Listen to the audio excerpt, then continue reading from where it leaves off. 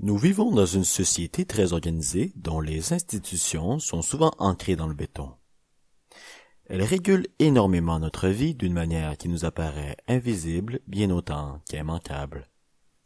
Chaque jour, nous allons à l'école en empruntant des routes éclairées à l'aide d'électricité qui, elle, est approvisionnée par un réseau immense allant jusqu'au barrage électrique. Bien entendu, cette interconnexion requiert un appareil gouvernemental complexe. Ces institutions sont difficiles à comprendre, complexes, voire cachées. Aujourd'hui, nous décoderons le fonctionnement de l'État.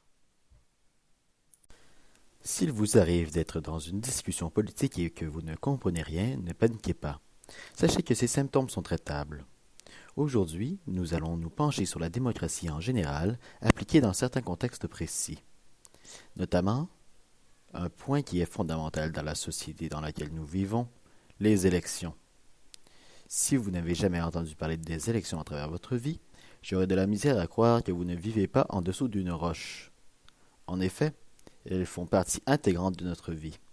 Nous n'avons qu'à penser aux élections fédérales de 2019. Chaque année, il y a une élection médiatisée. Si l'on fait une petite récapitulation, en 2017, il s'agissait des élections municipales à travers le Québec. En 2018, c'était les élections provinciales. En 2019, les élections fédérales. Et en 2020, ce sera les élections présidentielles américaines. Cela va sans dire que ces phénomènes très médiatisés génèrent énormément de couverture médiatique et donc d'attention. Alors, que sont ces fameuses élections? Selon le Larousse, une élection est un choix qu'on exprime par l'intermédiaire d'un vote. Ce dernier mot, le mot vote, est crucial. Il est donc important de retenir. Les débuts de la démocratie remontent jusqu'à la Grèce antique. Actuellement, nous choisissons nos leaders par voie d'élection. Alors, comment fonctionne-t-elle? Au fédéral, la Chambre des communes est composée de 338 députés, alors qu'au provincial, l'Assemblée nationale en compte 125. Cependant, la procédure demeure la même. La durée maximale inscrite à la loi entre deux élections est de 5 ans. Par souci de convention, la durée établie présentement est de 4 ans. Au fédéral, c'est le 3e lundi d'octobre suivant la 4e année de la dernière élection. Les députés se regroupent en équipes que l'on appelle partis politiques. Le chef du parti qui remporte le plus de sièges est élu Premier ministre et formera son gouvernement. Le second parti devient alors l'opposition officielle. Au fédéral, les élections sont gérées par Élections Canada, alors qu'au provincial, c'est le directeur général des élections, le DGE, qui s'en occupe.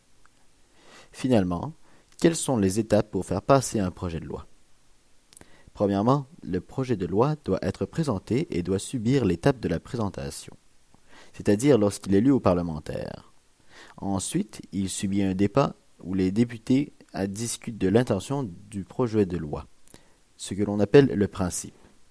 Si le principe est adopté, le projet de loi ira en comité pour une étude approfondie. Le comité produit maintenant un rapport.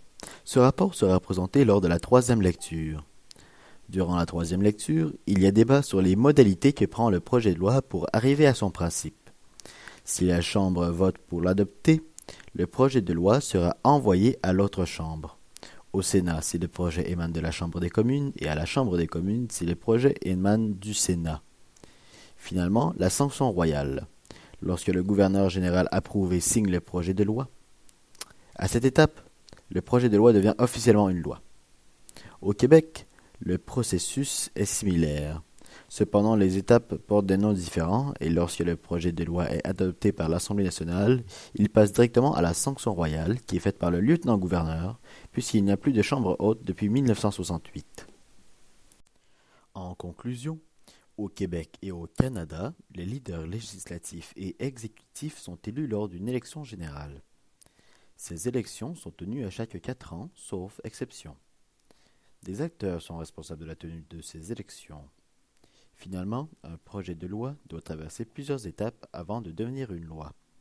Merci d'avoir été des nôtres et sur ce, je vous souhaite une bonne journée et au plaisir de se retrouver une prochaine fois dans une autre série.